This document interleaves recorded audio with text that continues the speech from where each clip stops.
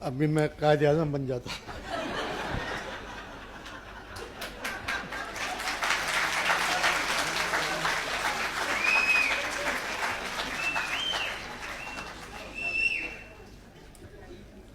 ذرا یہ لگا دینا. ٹھیک ہے.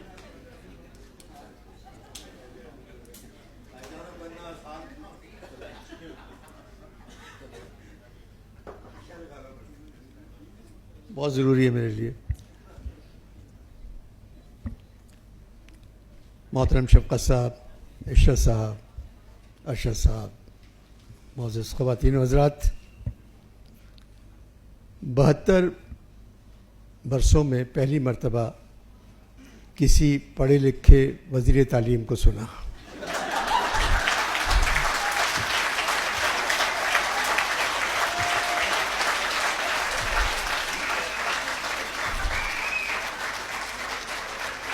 اور ایک شخص جن کا نام عشرت حسین ہے، جس کو IMF نے پریشان کر رکھا ہے، اس کو ILF میں بلا لیا.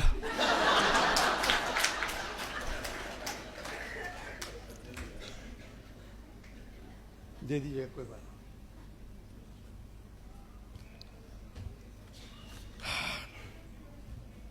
اسلام آباد میں چھٹا آکسفورڈ ادبی فیسٹیول.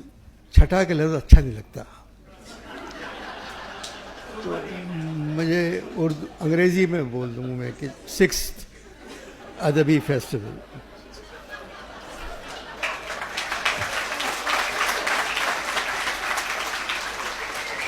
ارشد صاحب اور ان کے ساتھیوں کو مبارکباد. 3 دنوں میں یہاں بے تحاشا لوگ آئے. کل لابی میں ایک مولانا میرے خیال میں شاعر تھے، جو مشاعرے میں بھی تھے، مجھ سے کہنے لگے آپ دیکھیے گا مولانا فضل الرحمان کے دھرنے میں اس سے زیادہ لوگ ہوں گے.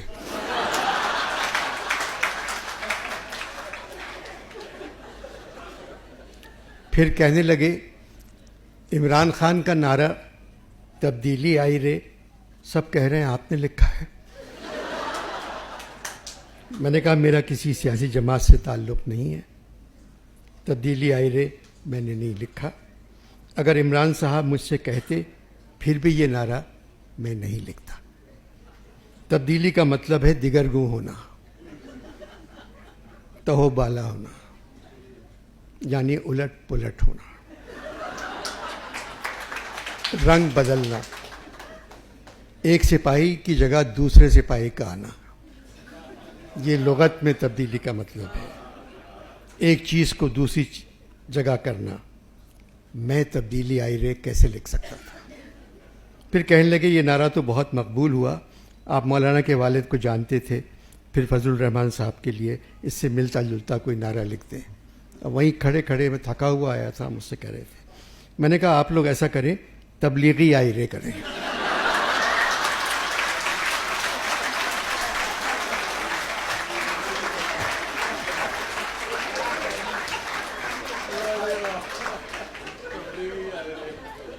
آپ لوگ تبلیغی آئی رے کا گانا بنا دیں.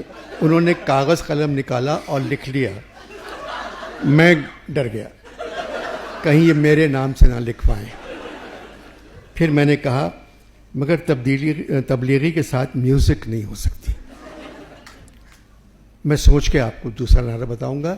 میں پیر کی صبح جا رہا ہوں، یہ کمرے کا نمبر ہے میرے، آپ مجھ سے بات کر لیجیے گا. پھر کہنے لگے پاکستان ایک اسلامی ملک ہے، آپ دیکھ رہے ہیں یہاں جوان لڑکیاں بغیر آستین کی قمیص اور بغیر دوپٹے کے گھوم رہی ہیں. میں نے کہا میں نے صرف حجاب پہنے ہوئے لڑکیوں کو دیکھا کیونکہ وہ مجھے دیکھ رہی تھیں.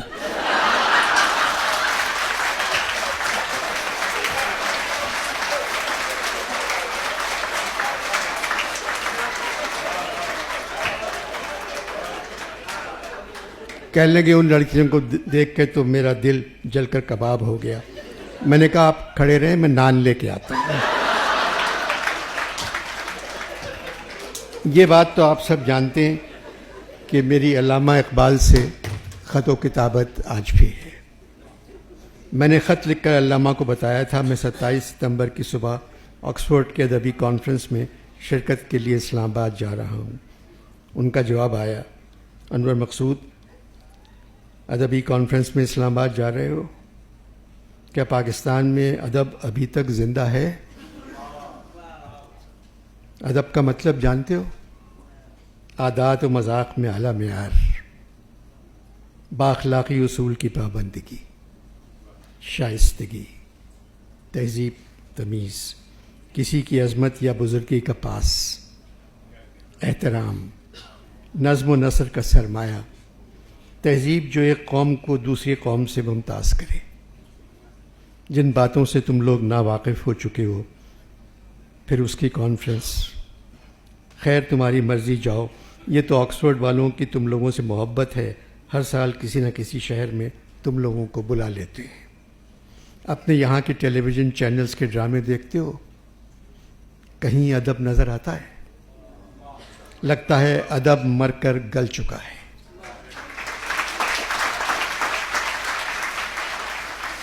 لگتا ہے ادب مر کر گل چکا ہے، اور اسی وجہ سے آکسفورڈ والوں نے ادیبوں کو مرگلا میں ٹھہرایا ہے۔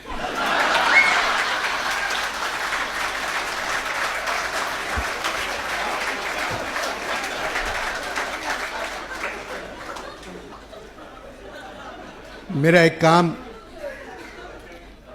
ایک کام تم کو کرنا ہوگا۔ ادارے کے سربراہ ارشد میاں سے کہہ دینا اس فیسٹیول میں اقبال پر، اقبال کی شاعری پر، اقبال کے فلسفے پر اور اقبال کے خواب پر کوئی بات نہ کرے، بس مجھے معاف رکھے۔ جب قوم ایسی ہے تو پھر اس کا قومی شاعر کیسا ہوگا؟ سب مجھے صدی کا نمبر 1 شاعر کہتے ہیں، ان سے کہو کہنا چھوڑ دیں۔ اپنے رب کی قسم، میں نے خود کو کبھی نمبر 1 شاعر نہیں کہا، میں تو بس یہ چاہتا تھا کہ تم لوگ نمبر 1 بن جاؤ۔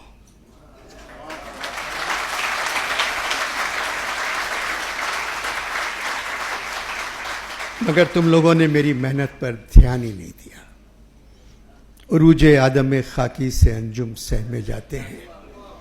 یہاں آدم خاکی سے میری مراد فوج نہیں ہے،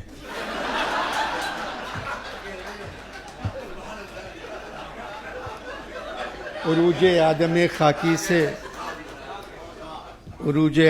خاکی سے انجم سہمے جاتے ہیں کہ یہ ٹوٹا ہوا تارا مہ کامل نہ بن جائے۔ دوسرے ملکوں کے انسان چاند پر اتر رہے ہیں، تم لوگ عید، بقرعید، رمضان کا چاند دیکھنے کے لیے کروڑوں روپے خرچ کر دیتے ہو۔ جو لوگ چاند کو دیکھتے ہیں ان کو اپنا کمر بند نظر نہیں آتا، تو چاند کیا نظر آئے گا؟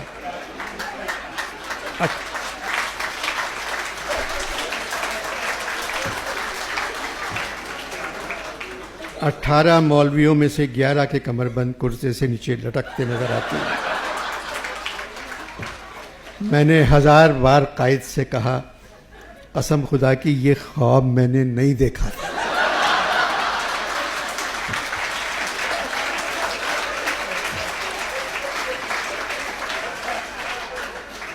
قائد نے 10,000 بار مجھ سے کہا، علامہ یہ پاکستان میں نے نہیں بنایا تھا۔ 72 برس بعد اب ہر لیڈر یہ کہہ رہا ہے، ہم پاکستان کو قائد اور اقبال کا پاکستان بنائیں گے۔ یہ صرف پاکستان کو اپنا بنا لیں اور قائد اور اقبال کو بھول جائیں۔ قائد کے بارے میں تم نے پوچھا ہے، اپنی پیدائش قائد کے بارے میں تم نے پوچھا ہے۔ انور مقصود اپنی پیدائش کا دن نہیں مناتے، اپنی برسی کا دن بڑی شان و شوکت سے مناتے ہیں۔ تم لوگوں نے اب قائد کی وفات 11 ستمبر کی چھٹی بھی ختم کر دی ہے۔ اس دفعہ 11 ستمبر کو قائد نے گھر پہ دعوت کی تھی۔ قائد نے مجھے، مولانا ابوالکلام آزاد، غالب اور فیض کو بلایا تھا۔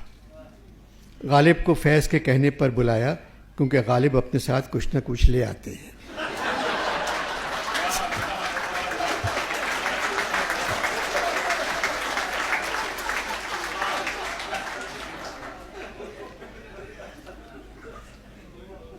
پاکستان پر گفتگو ہوتی رہی۔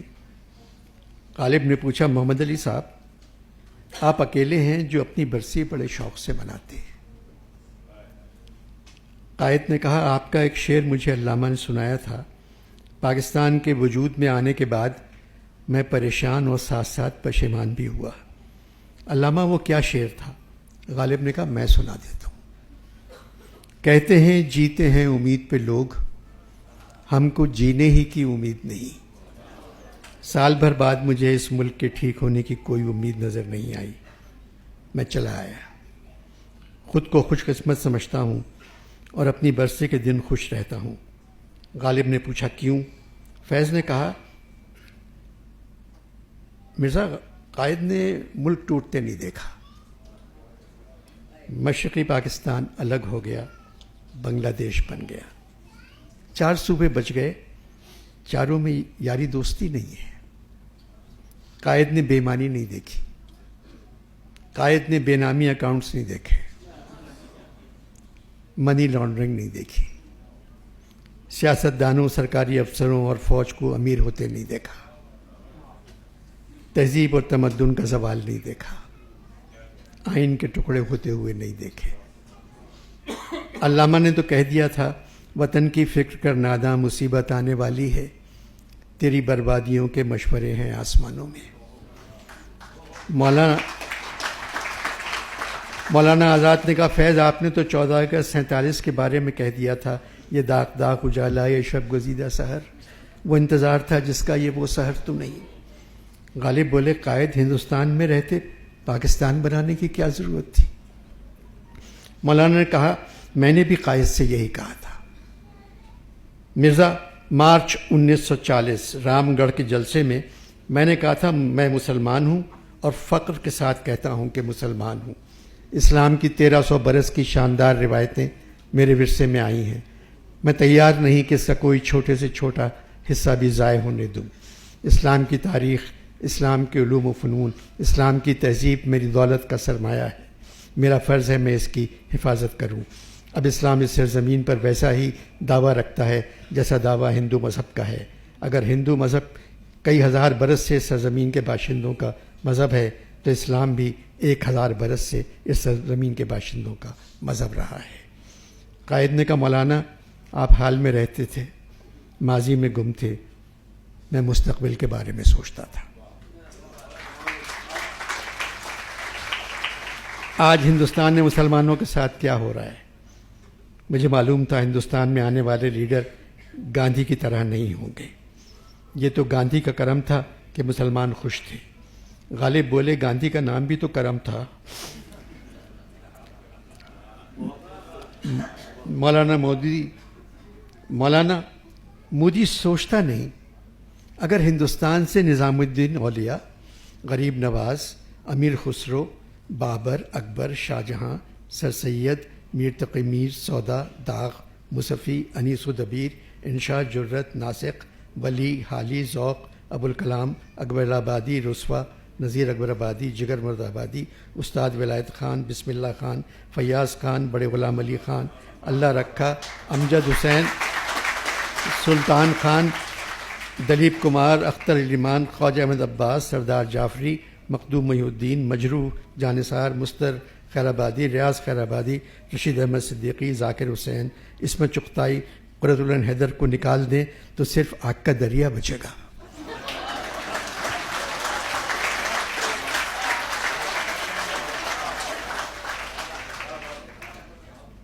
مولانا نے کہا مرزا آپ نے اپنا نام نہیں لیا۔ غالب نے کہا اگر 1947 تک زندہ رہتا تو قائد کے ساتھ پاکستان چلا جاتا۔ بات یہ ہے مولانا اب ہندوستان مسلمانوں کا ہی نہیں، شریف اور پڑھے لکھے ہندوؤں کے رہنے کے قابل بھی نہیں رہا۔ ہر چشم گریہ ناک، ہر ایک کے چہرے پر خاک، کشمیر ویرانہ، مولانا اس کے بسنے کو مدت چاہیے۔ سارے مسلمان خاموش، نہ شکوہ شکایت نہ حرف و حکایت۔ جو دھواں امیر کے دل سے اٹھتا تھا اب وہ ہر مسلمان کے گھر سے اٹھ رہا ہے۔ مسجدیں اور گرجا جلائے جا رہے ہیں، بستیاں اجاڑ کر اب لوگ پچھتاتے بھی نہیں۔ مولانا دلی تو کئی بار اجڑی پھر بس گئی، مگر ہندوستان پہلی بار اجڑا۔ اتنا بڑا ملک ایک خرابے میں تبدیل ہو گیا، ایک موذی کی وجہ سے۔ کشمیر کے لوگوں کا حال تو میر لکھ چکے ہیں، دن رات میری آنکھوں سے آنسو چلے گئے، برسات اب کے شہر میں سارے برس رہی۔ مولانا نے کہا سنجیدہ گفتگو بہت ہو گئی، اب کچھ شعر و شاعری ہو جائے۔ قائد اٹھ گئے، آپ شاعری سنیں، میں کھانے کا انتظام کرتا ہوں۔ قائد چلے گئے۔ قائد کے جانے کے بعد مولانا نے مجھ سے کہا قائد مجھے پہلے سے کچھ بہتر لگے۔ فیض نے کہا عمران کے وزیر اعظم بن جانے کے بعد خوش ہیں، کہہ رہے تھے ایک ایماندار تو آیا۔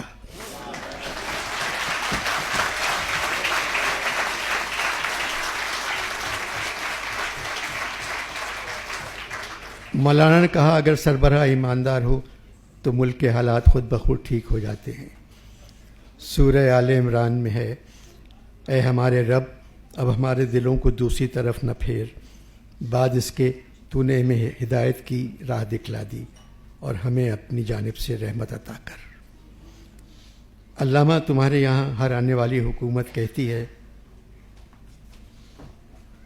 تم نے کیا میراث بخشی ہم کو قرضوں کے سوا۔ چلو فیض اپنے 4 شعر سناؤ۔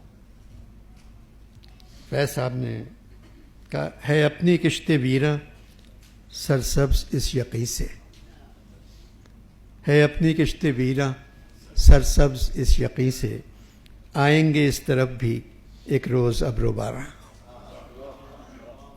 فیض نے کہا مرزا آپ کی نظر، تیری نظر کا گلہ کیا جو ہے گلہ دل کو، تو ہم سے ہے کہ تمنا زیادہ رکھتے ہیں، پھر درے دل پہ کوئی دینے لگا ہے دستک، جانیے پھر دل وحشی کا طلبگار ہے کون۔ چاند نکلے کسی جانب تیری زیبائی کا، رنگ بدلے کسی صورت شب تنہائی کا۔ مرزا نے کہا فارسی شاعروں کو پڑھا ہے تم نے؟ مرزا نے بہت تعریف کی۔ پھر میں نے اپنے 4 شعر سنائے جو تم نے لکھ کر بھیجے تھے کہ علامہ یہ شعر سنایا کریں۔ میں کہ میری غزل میں ہے آتش رفتہ کا سراغ، میری تمام سرگزشت کھوئے ہوں کی جستجو، نہیں اس کھلی فضا میں کوئی گوشے فراغت، یہ جہاں عجب جہاں ہے نہ قفس نہ آشیانہ، جوانی ہے تو ذوق دید بھی لطف تمنا بھی، ہمارے گھر کی آبادی قیام مہماں تک ہے۔ مرزا نے کہا دوسرا مصرع دوبارہ پڑھو۔ ہمارے گھر کی آبادی قیام مہماں تک ہے۔ مرزا بولے علامہ تم مر چکے ہو ورنہ میں کہتا جیتے رہو۔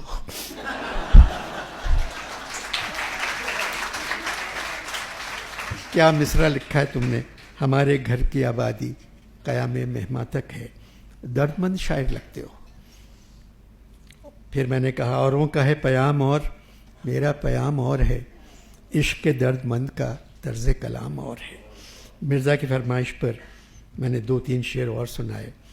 جفا جو عشق میں ہوتی ہے وہ جفا ہی نہیں، ستم نہ ہو تو محبت میں کچھ مزہ ہی نہیں، ممکن ہے کہ تو جس کو سمجھتا ہو بہاراں، اوروں کی نگاہوں میں وہ موسم ہو خزاں کا۔ عالم سوز و ساز میں وصل سے بڑھ کے ہے فراق، وصل میں مرگ آرزو ہجر میں لذت طلب۔ غالب نے مجھ سے پوچھا تم سیالکوٹ میں پیدا ہوئے تھے؟ میں نے کہا ہاں۔ کہیں گے کیسا شہر ہے؟ میں نے کہا اچھا ہے مرزا، فیض بھی وہیں پیدا ہوئے تو مجھے اور اچھا لگنے لگا۔ پھر مرزا نے کہا فردوس عاشق اوان بھی تو سیالکوٹ میں پیدا ہوئے۔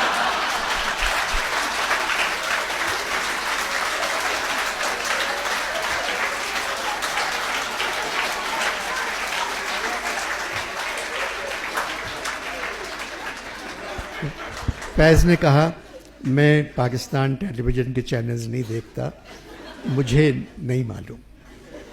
چلے مرزا آپ برا نہ مانیں تو آخر میں کیونکہ وقت ختم ہو رہا ہے اپنے چند اشعار سناتے ہیں۔ غالب نے مولانا سے اجازت مانگی۔ مجھے اب دیکھ کر ابر شفق آلودہ یاد آیا. نیو یارک میں آپ بیلکنی میں بیٹھیں اور ایک اورنج اسکائی کو دیکھیں تو غالب نے وہیں بیٹھ کے لکھا ہوگا. مجھے اب دیکھ کر ابر شفق آلودہ یاد آیا کہ فرقت میں تیری آتش برستی تھی گلستاں پر. مولانا نے کہا شاعری میں مصوری کا مزہ آ گیا ہے. وعدہ آنے کا وفا کیجئے، یہ کیا انداز ہے؟ وعدہ آنے کا وفا کیجئے، یہ کیا انداز ہے؟ تم نے کیوں سونپی ہے اپنے گھر کی دربانی مجھے؟ یہ غالب کا شعر بہت لوگوں نے نہیں سنا، جو غالب کو خود بہت پسند تھا. میں بھولا نہیں تجھ کو اے میری جاں، میں بھولا نہیں تجھ کو اے میری جاں، کروں کیا کہ یہاں گر رہے ہیں مکان. دلی کے اوپر لکھا تھا. غیر سے دیکھیے کیا خوب نبھائی اس نے، نہ صحیح ہم سے پر اس بت میں وفا ہے تو صحیح. ان کو کیا علم کہ کشتی پہ میری کیا گزری، دوست جو ساتھ میرے طالب ساحل آئے. مولانا مجھے اپنا ایک مصرع بہت اچھا لگتا ہے. گو نہ ملتے تھے پر ایک شہر میں تو رہتے تھے، ضد کی ہے اور بات مگر خوب بری نہیں، بھولے سے اس نے سینکڑوں وعدے وفا کیے. میں نے کہا مرزا برق تمام ہوا اور مدح باقی ہے.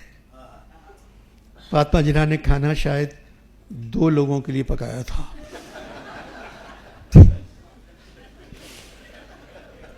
کھانا آ گیا مگر کسی نے کھایا نہیں. سب چلے گئے، میں قائد کے پاس بیٹھا رہا. قائد نے کہا مسلمانوں کے لیے ایک ملک مجھ پر ادھار تھا جو میں نے چکا دیا. میں نے کہا اب جو پاکستان پر ادھار ہے وہ کون چکائے گا؟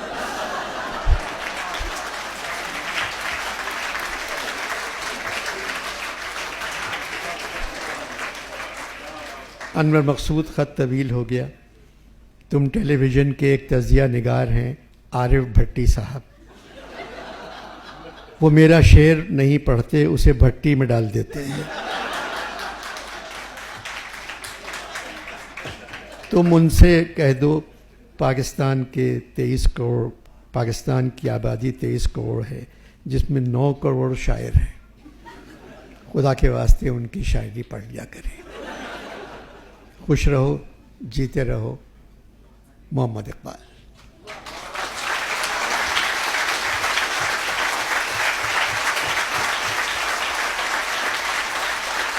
اور آج بہت بہت شکریہ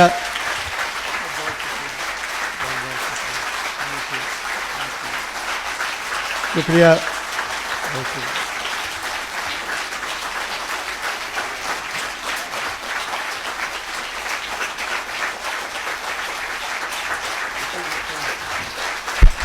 ارشد صاحب، آپ سے بس کہنا ہے مجھے کہ عمران خان بہت کامیاب دورے کے بعد آج واپس آئے ہیں،